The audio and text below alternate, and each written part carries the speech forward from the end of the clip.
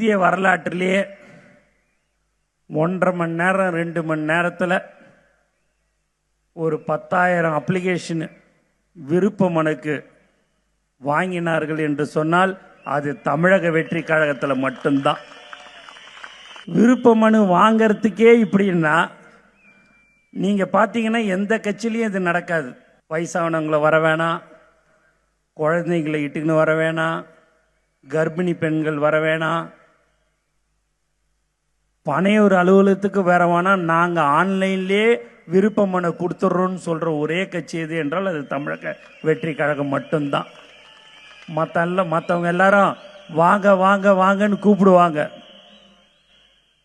ஆனால் ஏன் இதெல்லாம் நடக்கிறது என்று சொன்னால் தலைவர் மீது வைத்திருக்கத்தின் பாசத்தின் காரணமாக, அன்பின் காரணமாக இதையெல்லாம் நடந்து கொண்டிருக்கிறது.